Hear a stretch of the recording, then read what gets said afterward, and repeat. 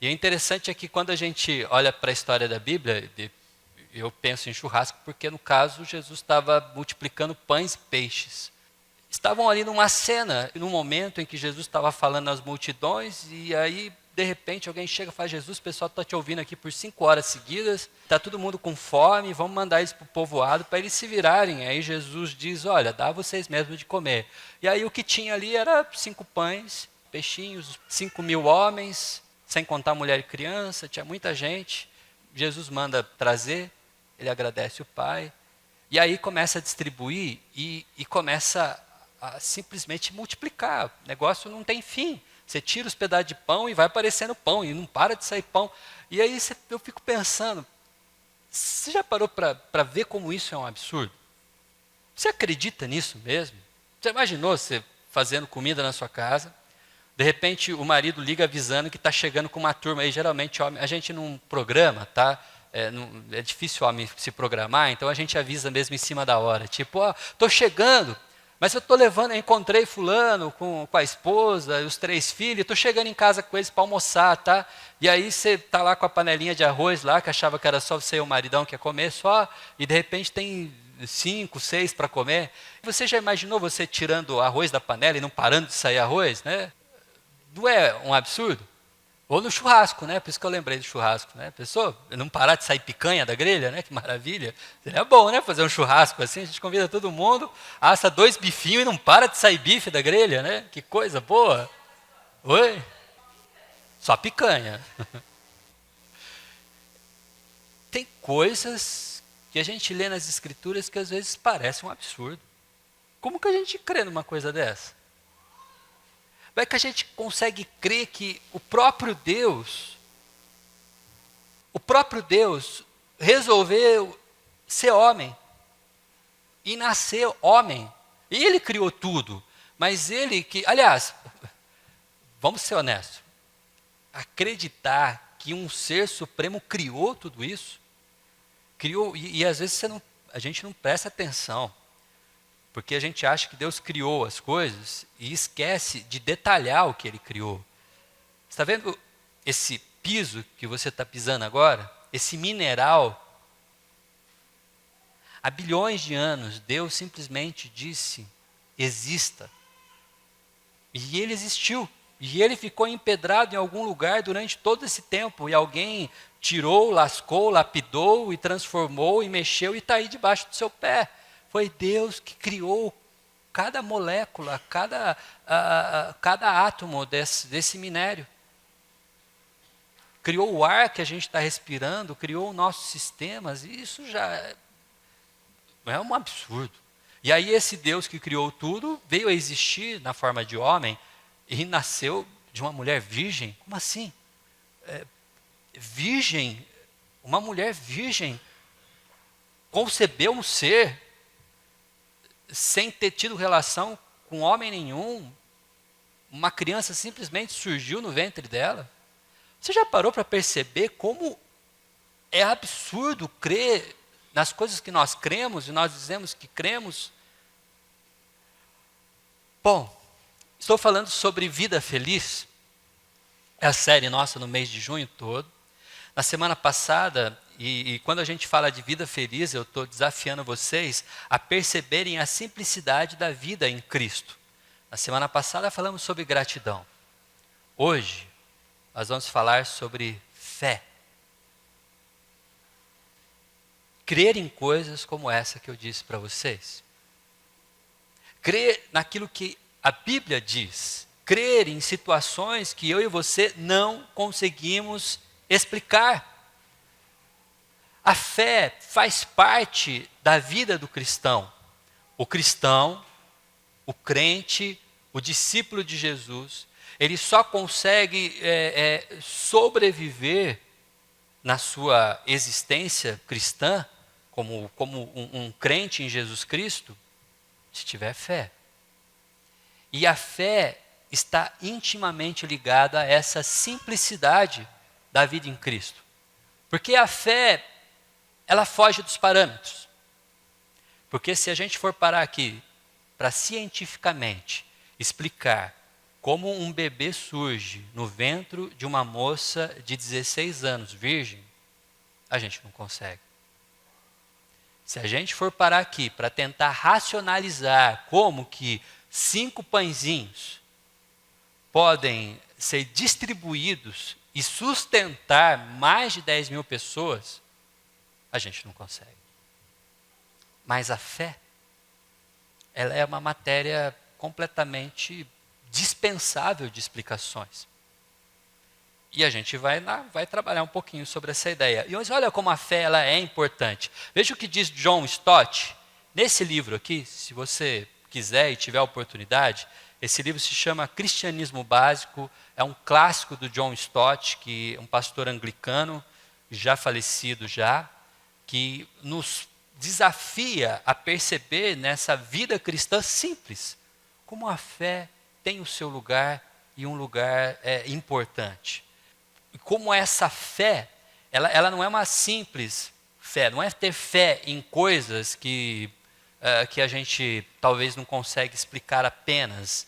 Eu tenho fé que as plantas crescem. Eu sei que elas crescem, a gente planta e elas nascem. Eu tenho fé que a bolsa de valores vai estar em alta. Eu não entendo nada de economia, mas tudo bem. Você tem fé em coisas. É uma fé em algo diferente.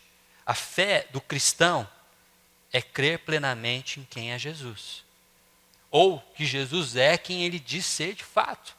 E para John Stott isso é importante, porque o que ele nos faz pensar é que há 2 razões principais pelas quais a nossa inquietação com respeito ao cristianismo deveria começar com a pessoa de Cristo. Por que isso? A primeira, porque o cristianismo é essencialmente Cristo. É essencialmente Cristo. Pensa só o seguinte. Existem apenas 10%. Se a gente pegar todas as provas arqueológicas da existência de Cristo e comparar com as provas arqueológicas da existência de Sócrates, existem apenas 10% provando que Sócrates existe em relação a Jesus Cristo. No entanto, para muitas pessoas, a pessoa de Jesus Cristo é um mito. Mas, para os filósofos, Sócrates existiu. Jesus é um mito, mas Sócrates existiu. Para eles não tem dúvida. Mas se a gente conseguir comprovar cientificamente, arqueologicamente, que Sócrates nunca existiu de fato, para os filósofos, sofistas e todas as pessoas que desenvolvem o pensamento, não há problema nenhum. O famoso texto da defesa de Sócrates continua sendo uma obra literária maravilhosa. Vai continuar fundamentando os seus pensamentos filosóficos, vai continuar fazendo sentido. Se a gente pegar, por exemplo, Karl Marx e comprovar cientificamente, arqueologicamente, historicamente que Karl Marx foi uma grande invenção da mente humana e ele nunca existiu, para os marxistas não tem problema nenhum.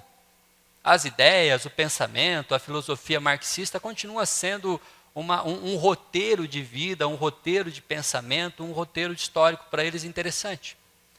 Mas se nós tirarmos Cristo do cristianismo, se alguém comprovar, se alguém um dia conseguir fazer um absurdo desse, óbvio, estou aqui imaginando só, mas nós entendemos que a pessoa de Jesus Cristo nunca existiu e é tudo uma fantasia, acabou. Não tem mais cristianismo. Se a gente tirar a pessoa de Cristo da igreja, acabou a igreja. Se a gente tirar a pessoa de Cristo dessa forma existencial, acabou. Amanhã não tem mais culto, a gente fecha tudo, vende 2 para os pobres e vamos viver a nossa vida em casa, porque acabou. Se não existia a pessoa de Cristo. Aliás, o apóstolo Paulo vai nos dizer isso, vai falar acerca da sua ressurreição. Se Cristo não ressuscitou, é vã a nossa fé. Estamos perdendo nosso tempo. Por isso, crer em Cristo Jesus e crer em que Ele é quem Ele diz ser, é uma das razões para que o cristianismo, ou uma das razões essenciais para o cristianismo. A segunda é porque se Jesus é Deus, o resto não importa. Porque quando a gente para explicar que um pão dentro de um cesto se multiplicou para sustentar milhares de pessoas, a gente não consegue. Se a gente for parar para entender como é que um homem que nunca andou na vida, nasceu coxo, com problemas, com paralisias, mas simplesmente a ordem de Jesus levanta e anda, ele simplesmente levantou, sem nenhuma anestesia, sem nenhuma cirurgia, sem nenhuma fisioterapia, músculos atrofiados, os membros simplesmente paralisados, voltam a funcionar e esse homem fica em pé e sai pulando ainda. A gente não consegue. Mas quando a gente entende que Cristo não é apenas um profeta, um homem poderoso em palavras, quando a gente compreende que Ele é o Deus Criador, não precisa de explicação. Ele é Deus. Ele não é um médico que precisa de um cadastro internacional de doença, que precisa de um tratamento específico já orientado, que precisou de uma faculdade de medicina para compreender tecidos, órgãos e tudo mais. Ele é Deus. Essas são as duas razões que John Stott vai nos trazer para entender como é importante crer em quem Cristo é e que Ele é quem Ele diz ser. Mas a grande questão, então, que surge a partir disso, quando nós vamos falar sobre a nossa fé, é justamente responder quem é Jesus. Quem é Jesus? Quem é a pessoa de Jesus? Porque se ele afirma quem ele diz ser, se ele é quem ele afirma de ser, Deus, então nós temos que nos voltar para ele e entender quem ele é. Se não, segundo Josh McDowell, que escreveu um livro chamado Mais que um Carpinteiro, Jesus, ele é, então, o maior charlatão de todos os tempos. Ou ele é quem ele diz ser, ou ele é um charlatão. Das duas, uma. Não tem outra saída, querido. Ou você acredita que ele é Deus, ou você crê que ele é Deus e que ele é capaz de fazer tudo o que ele faz, ou ele é o maior charlatão da história do mundo. E então, para isso a gente precisa tentar responder. Houve tentativas de querer dizer quem é Jesus. É importante a gente lembrar que Jesus, quem ele não é, ou quem ele nunca se preocupou em dizer que é. Você nunca vai ler na Bíblia, por exemplo, que Jesus disse ser um bom homem. Ele não é apenas um bom homem que andou pela terra, andou fazendo coisas boas, servindo as pessoas, apenas porque ele era uma boa pessoa. E vai dizer assim, olha, por favor, escute o que eu estou dizendo, faça aquilo que eu estou dizendo, siga as minhas instruções, porque eu sou uma pessoa boa. Porque eu sou alguém bom, alguém interessante. Não, Jesus nunca se preocupou em dizer isso. Ou que ele é um sábio oriental. Jesus nunca chegou dizendo, olha, eu aprendi as técnicas espiritualistas do Oriente, lá da China, da Índia, e quero aplicar aqui meus conhecimentos para que você tenha uma espiritualidade. Não, Jesus nunca fez isso. Ele não se diz ser um anjo de luz, nem anjo e nem de luz. Ele nunca afirmou isso acerca de si mesmo. Ele nunca disse ser um ser evoluído. Jesus não é um ser evoluído. Ele nunca falou isso dele mesmo. Ele também não se proclamou profeta nenhuma vez. Ele não fez isso. Porque ele é o próprio Deus. E ele afirmou ser o próprio Deus Criador. É isso que ele fala acerca de si mesmo. Jesus, diante dessa afirmação, nos deixa às vezes nessa sinuca de bico, porque ou ele é quem ele diz ser, ou ele está enganando todos nós.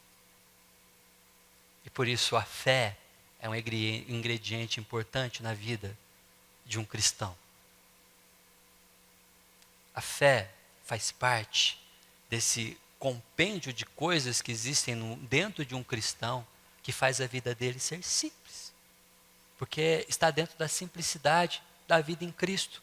Crer apenas, crer, somente isso. Mas o que as pessoas dizem, por exemplo, acerca de Jesus? Os religiosos, por exemplo. Os religiosos têm um momento em que Jesus está lá curando uma pessoa e antes de fazer o milagre, Jesus diz para elas, estão perdoados os seus pecados. Por exemplo, em Lucas 5:21, as pessoas questionam, quem é este que blasfema? Quem pode perdoar pecados, senão somente Deus? Em outra passagem em que Jesus também diz a uma mulher, estão perdoados os seus pecados, em Lucas 7, outros convidados começaram a perguntar, quem é este que até perdoa pecados? Quem é Jesus?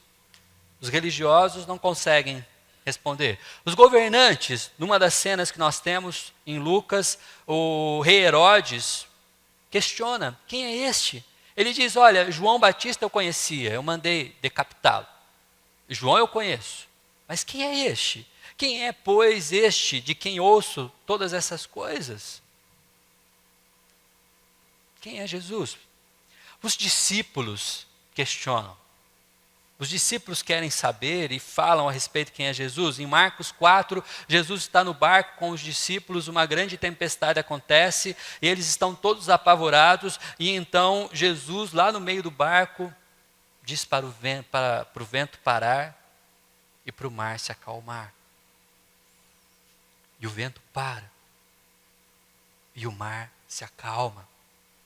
E o que eu gosto do texto de Marcos é que a palavra usada para a calmaria do mar, ela não é aquela calmaria, e isso eu acho impressionante, não é aquela calmaria, sabe quando você deixa cair uma pedra na água e fica aquelas ondinhas assim? Não, é quando a água fica em espelho, é quando você olha para a piscina e parece que não tem água, de tão parada que ela está. Os discípulos viram um para o outro e perguntam, quem é este? Quem é esse que o vento e o mar obedecem? Porque ele está aqui com a gente no barco, a gente estava aqui até agora, ele está andando no meio da gente e ele tem poder para fazer o vento parar, o mar se acalmar. Quem é este? Além dos discípulos, as multidões queriam saber quem é este. Quando Jesus entrou em Jerusalém, lembrando da nossa série de Páscoa, ele tinha curado, ressuscitado uma pessoa, já vinham falando acerca de quem é Jesus, os milagres deles eram conhecidos. Quando eles chegam em Jerusalém, as pessoas que o recebem fazem uma grande festa, há uma entrada triunfal, eles evocam um salmo antigo, que era o salmo usado para a entrada do rei na cidade, e então você tem todo aquele alvoroço entre as multidões, se diziam, quem é este? No dia seguinte, se você fosse olhar lá a abertura da Jovem Pan, lá no jornal, eles iam estar falando sobre a movimentação em Jerusalém no dia anterior. E no slogan da reportagem está escrito, quem é este? Quem é este Jesus? Eu acho que falaram tanto sobre quem é este, que o próprio Jesus resolveu, em Mateus, capítulo 16, de 13 a 17, trazer essa questão. Jesus conversando com os seus discípulos, chegando Jesus então à região da Cesareia de Filipe, perguntou aos discípulos, quem os outros dizem que o Filho do Homem é? E eles responderam, alguns dizem que é João Batista, outros Elias, e ainda outros Jeremias ou um dos profetas. Isso é o que estão dizendo acerca do Filho do Homem. Note que Jesus não perguntou quem os outros dizem quem eu sou. Ele diz, quem os outros dizem que o Filho do Homem é. A expressão Filho do Homem é uma expressão que existe mais no Antigo Testamento, especificamente no profeta Daniel, que tem uma relação com o Messias, aquele que é enviado. Lembrando que no grego, na tradução do Novo Testamento, a palavra Messias é usada o termo Cristo, ou Christos no grego, que significa justamente Messias, aquele que é enviado em nome de Deus. Há também uma configuração para o Filho do Homem, que está em Jeremias, chamado de o servo sofredor. Este é o Filho do Homem que é apresentado no Antigo Testamento e que todos estão esperando. E Jesus pergunta: quem os outros dizem que o Filho do Homem é? Então eles deram essa resposta: Elias, João Batista, Jeremias, um dos profetas. Qualquer um. Alguém. E vocês? Perguntou ele. Quem vocês dizem que eu sou? Trocadilho que Jesus faz, bem sutil. Quem vocês dizem que eu sou? Simão Pedro respondeu: tu és o Cristo, o Filho do Deus vivo. E então respondeu Jesus: feliz é você, Simão, filho de Jonas, porque isto não lhe foi revelado por carne ou sangue, mas por meu Pai que estás nos céus. Assim termina esse texto. Vamos fazer mais uma oração para a gente continuar essa reflexão? Pai querido, obrigado, Senhor, por esse texto que nós lemos, essa reflexão que vamos fazer agora baseado nele. Que o Senhor continue me usando, continue falando, Pai, através de mim. Tem misericórdia de mim, Pai.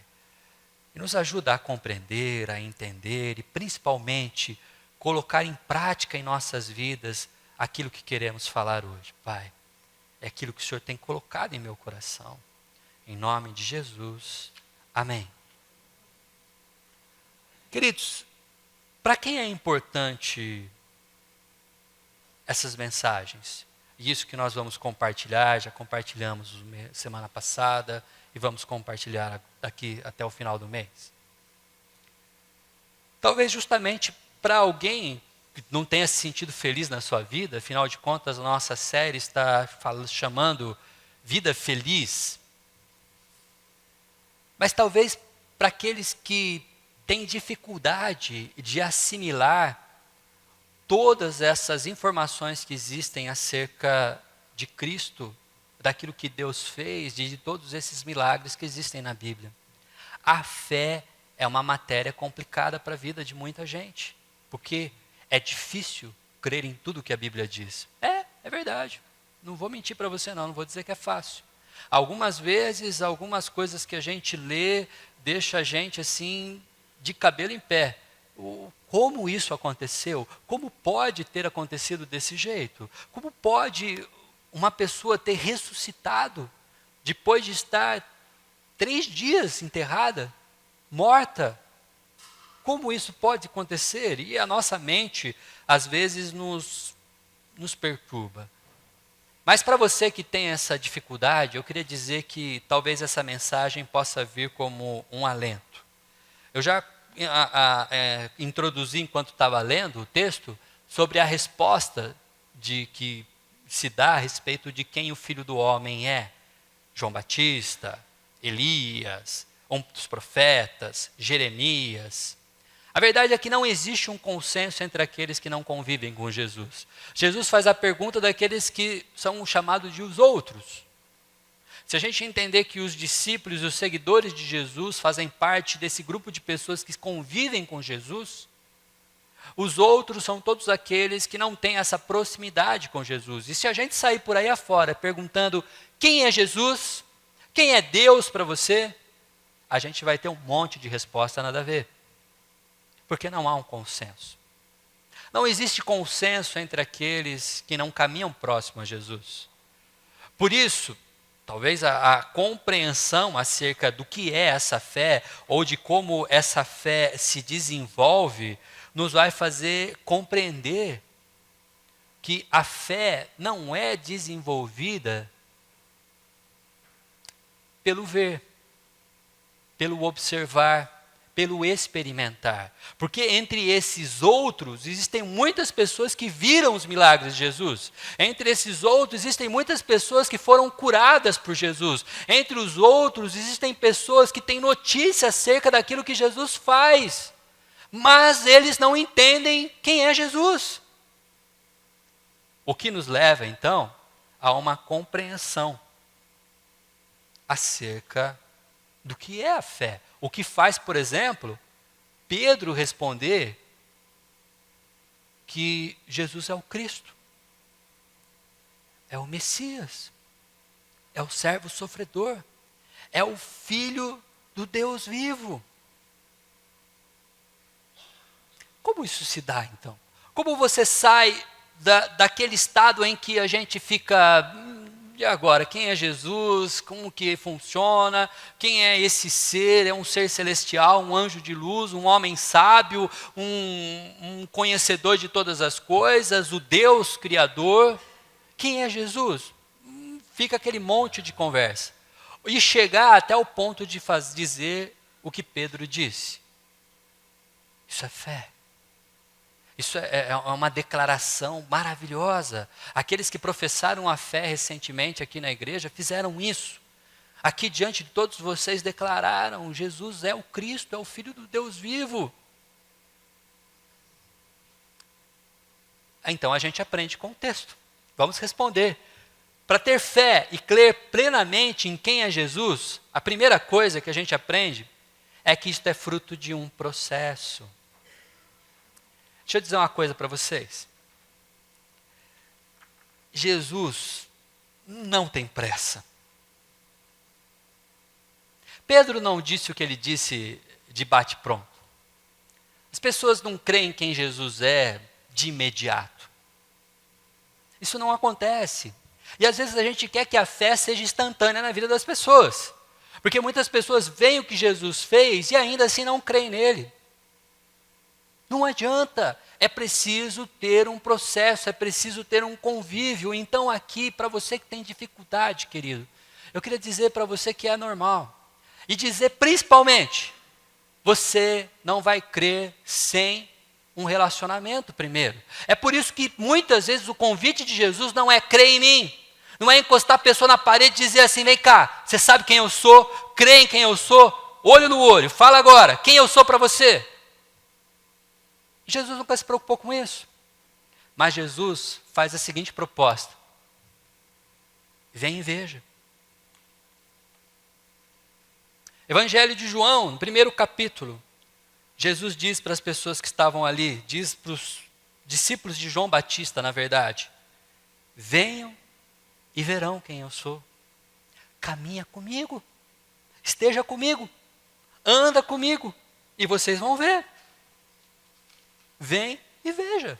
Jesus nos convida a uma caminhada. Jesus não nos convida a ter fé apenas, mas nos convida a estar próximo dele.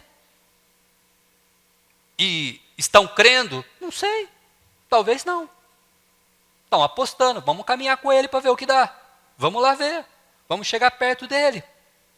Jesus também em João, no primeiro capítulo também, falando com Felipe, com relação a Natanael, a gente tem aquela situação em que ele fala assim: mas, como assim? O Messias?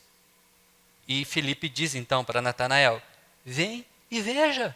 Veja com seus próprios olhos. Vamos caminhar perto dele, vamos chegar perto dele e vamos descobrir quem é. Quem é Jesus?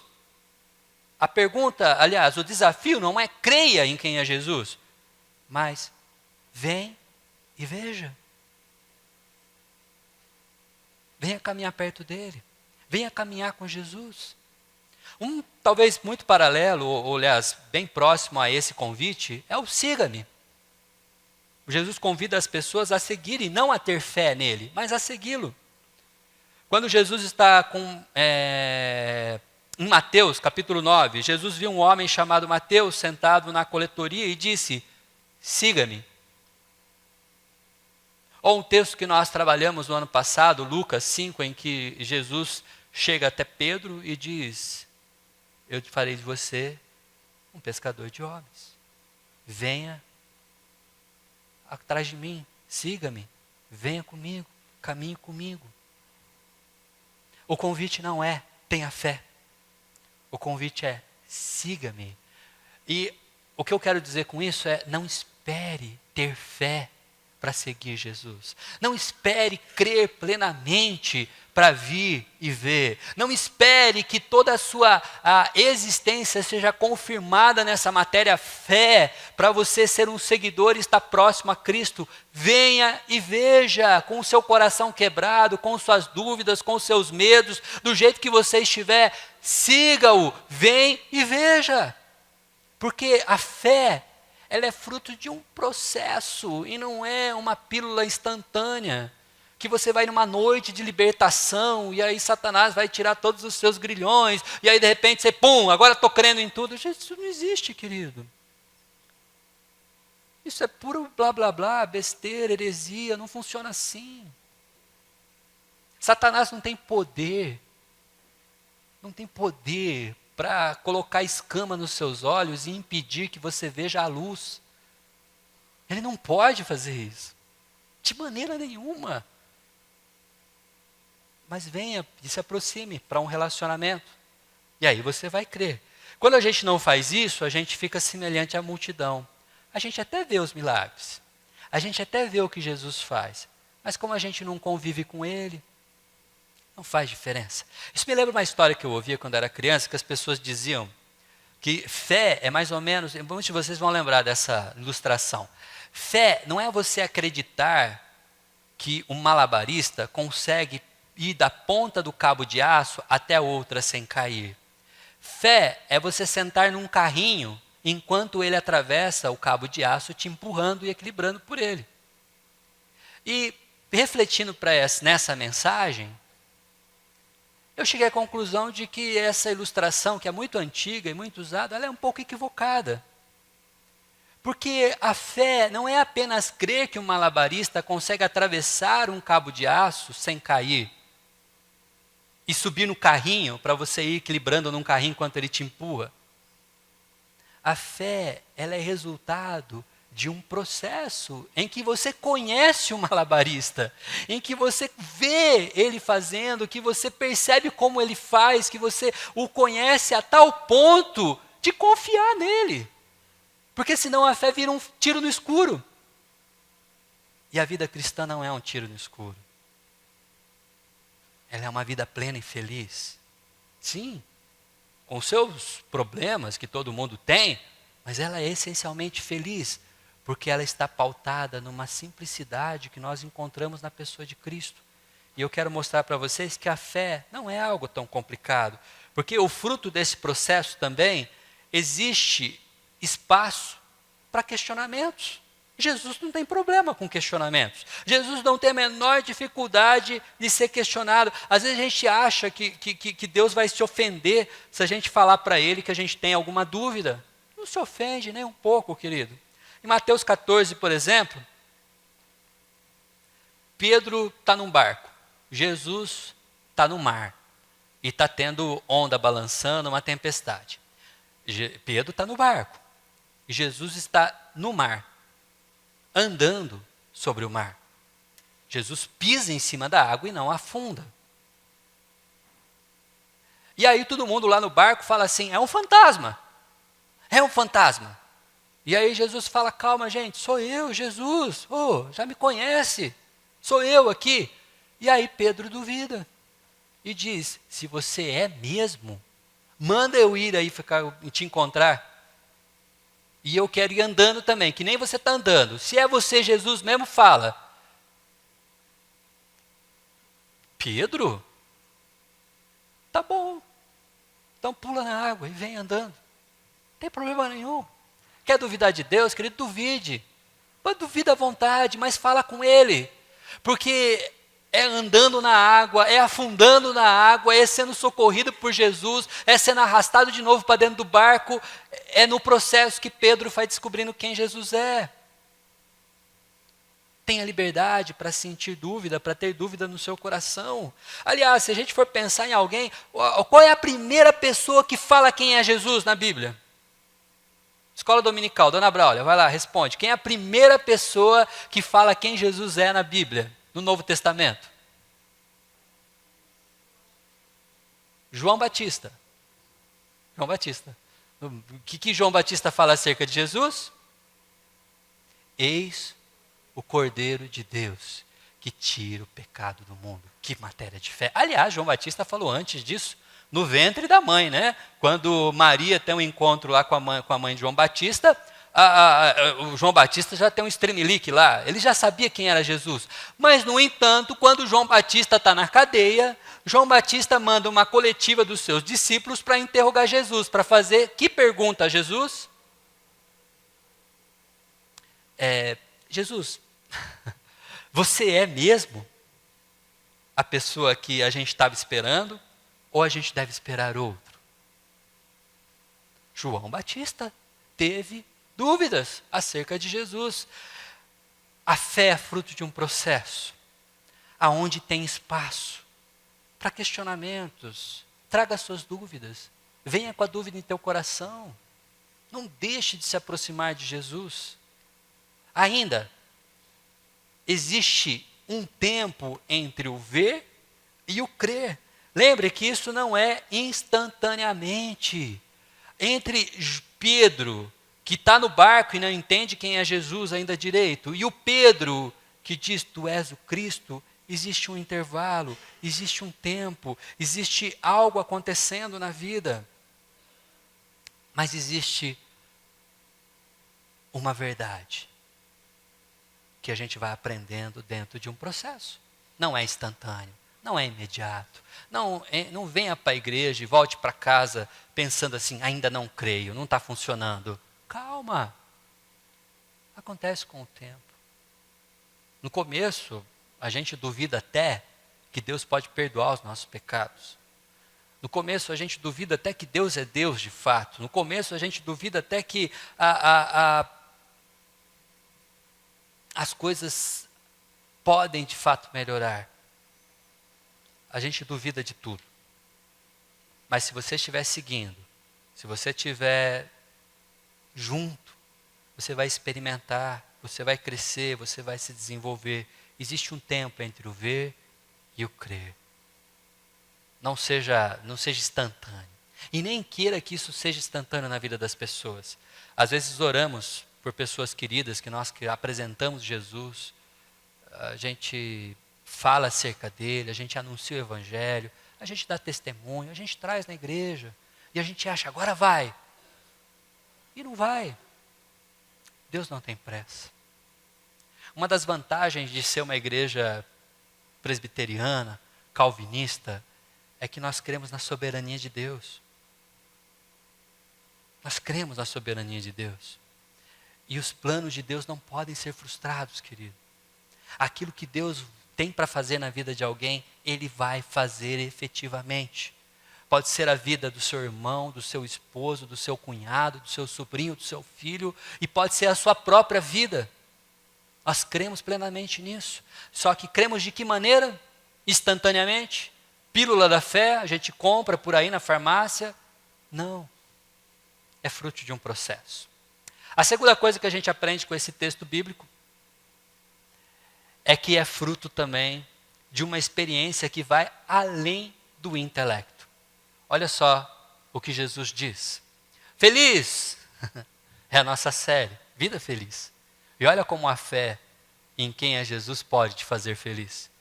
Feliz é você, Simão, filho de Jonas, porque isso não lhe foi revelado por carne ou sangue, mas por meu Pai que está no céu.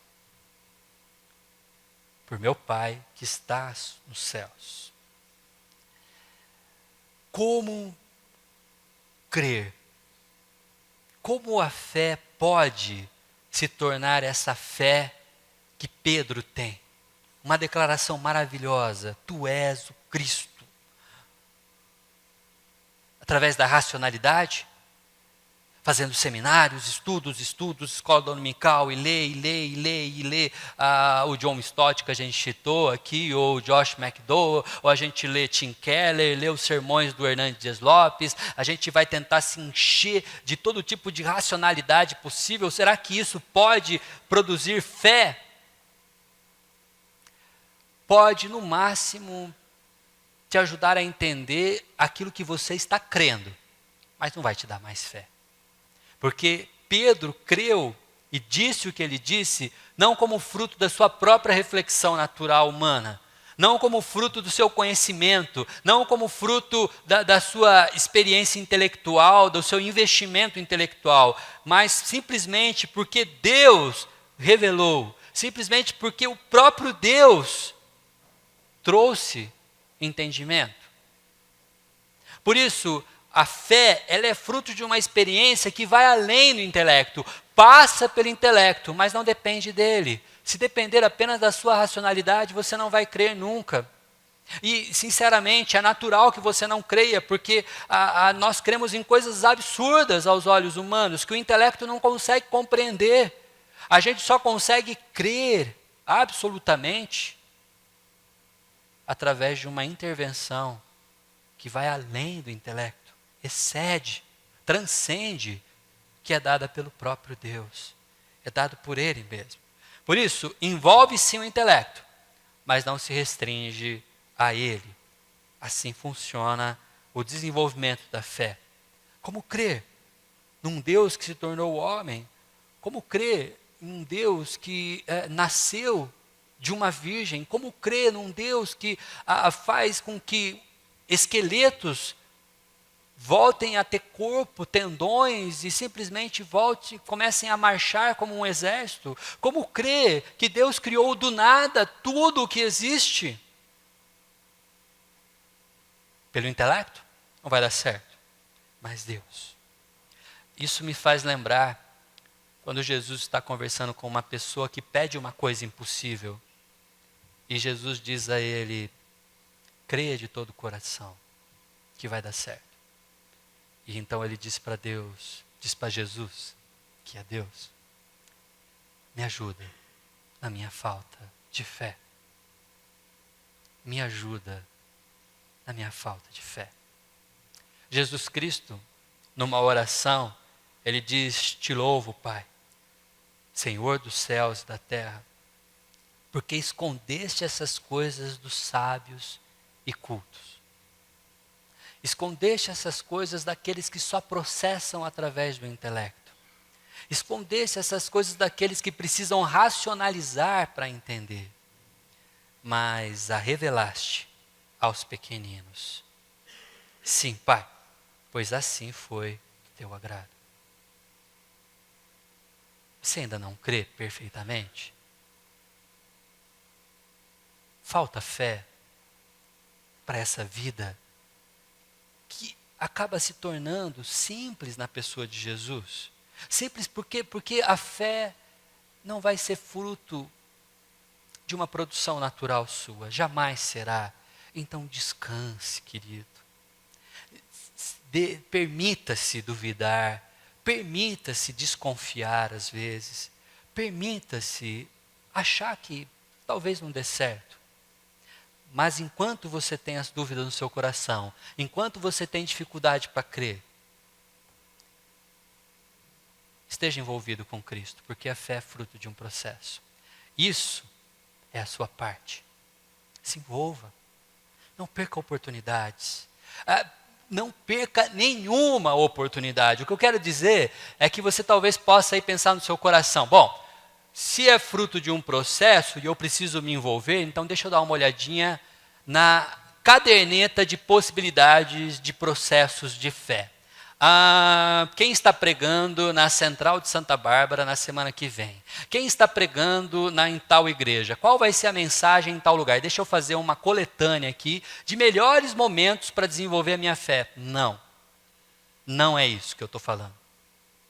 Quando eu chamo de processo, eu estou dizendo: se envolva com a sua comunidade. A sua comunidade. Todos os momentos da sua comunidade. Não escolha como se fosse um cardápio, como se você chegasse num restaurante e dissesse assim: deixa eu ver, o cardápio vegetariano hoje para variar. Né? Ou talvez você olhe: Deus me livre, deixa eu ir para as carnes gordas aqui. Né? E aí você faz uma escolha como se estivesse escolhendo entre salada e carne vermelha. Não é assim que funciona. Um exemplo disso, um exemplo bem simples, para deixar a Cleusa contente, feliz. Domingo que vem a gente tem café da manhã aqui. Café da manhã da comunhão. Aí você fala: pastor, o que tem a ver café da manhã com a minha fé? tem a ver com um processo. Porque tem comunhão, porque você conhece pessoas, porque você se aproxima de gente que é que nem você. E porque isso te faz íntimo da comunidade, faz enxergar a sua comunidade. Nós temos encontros aqui na igreja, nós temos encontros de artesanato, nós temos outros momentos que nós criamos. Entre para esse processo, faça parte. Não perca uma oportunidade. Temos encontro para os adolescentes, temos encontros assim que nós criamos e nós fazemos, não para a gente se divertir, meu querido, não para a gente ter entretenimento, mas porque nós, como igreja, precisamos de comunhão. E onde houver 2 ou 3 reunidos em nome de Deus, Ele está presente. E Ele continua presente, fazendo milagre, mudando histórias, convertendo corações, mudando vidas. O café da manhã, o nosso culto de domingo, nossos encontros de quarta-feira quando temos. Não escolha como você se relaciona com a sua igreja como se fosse um cardápio. Mas faça parte da comunidade, faça parte do seu grupo, faça parte dessa igreja. Isso é o que você pode fazer pela sua fé. Existe uma outra parte, que essa não é com você. Mas isso só vai acontecer com o tempo. Não é fruto do seu intelecto. Vai além. É algo que Deus faz por cada um de nós. Mas se você estiver dentro do processo, se você fizer parte desse processo, Deus com certeza fará parte dele. E vai fazer você desenvolver no seu coração uma fé que você não consegue explicar. Você vai passar a crer de uma maneira que você nunca acreditou que poderia crer. Você vai confiar em Deus de um jeito que talvez você nunca tenha visto em outras pessoas, que você até se espelhou e até admirou. Porque quem faz isso é Deus. Esse é o convite. Você pode contribuir estando no processo. E Deus faz a parte dele, dando a você algo que você não consegue fazer sozinho. Amém?